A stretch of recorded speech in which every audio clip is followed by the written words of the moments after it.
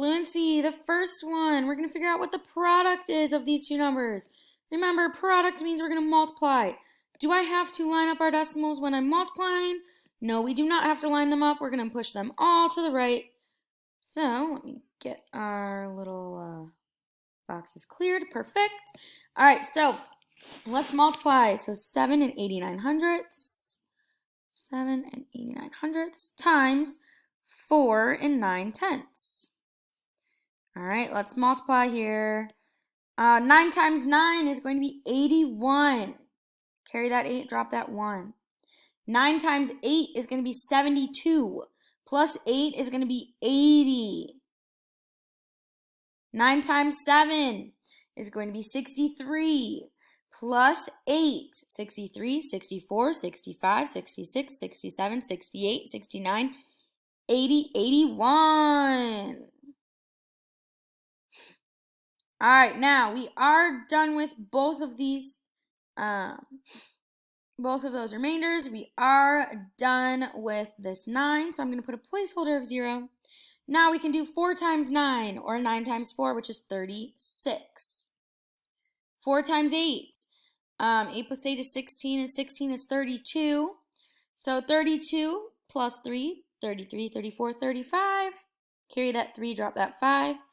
4 times 7 is going to be 28, plus 3, 29, 30, and 31.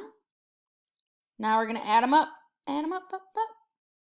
We get 1, 6, 6, 9, and 3. How many places for our decimal? Let's take a look. In 1, in 2, in 3 total. So in 1, 2, 3. So our decimal is going to go between that 9 and that 6. So our answer is 39 and 661 thousandths. So that's it for that first one. Let's take a look at the next one. Number 2, we're going to take a look at finding the quotient. Remember, quotient means division. So let's go ahead and set this up here. We have 632 and 1/10 divided by 7 hundredths. All right, so on the outside, we do have that decimal. Just scoot over to make it a whole number in 1 and 2. So now we have to do the same thing on the inside, 1 and 2. So we do have to put a placeholder 0 here, and we can pop up that decimal. I'm actually going to move this over a little bit so we can see a little bit better. Perfect. And I'm going to extend our division symbol.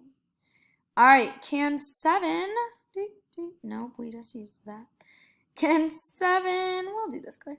Can 7 go into 6? Oh no, we'll do orange. Can 7 go into 6? No, it can't. Can 7 go into 63? Yes, it can.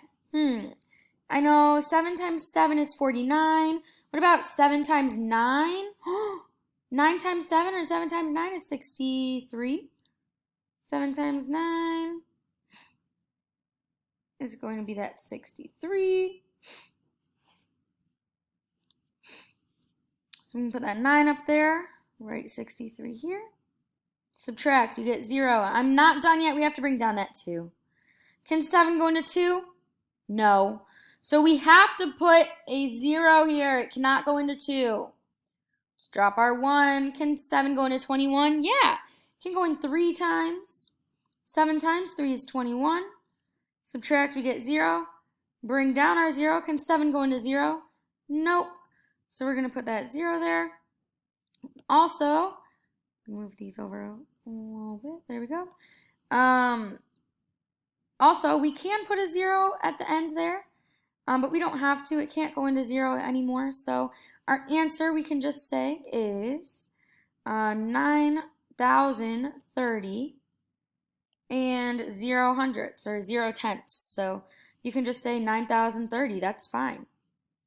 That's it for that one.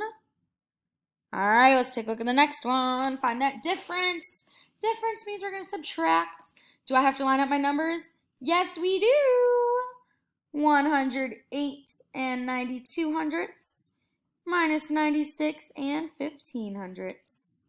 We're going to subtract. I am going to put a placeholder of 0 here. And I'm going to move this one over a little bit. There we go.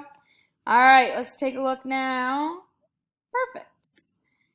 All right, let's take a look at subtracting. 2 minus 5, can we do that? No. So we are going to have to borrow from the 9 to make that an 8, to make this to a 12. 12 minus 5 is 7.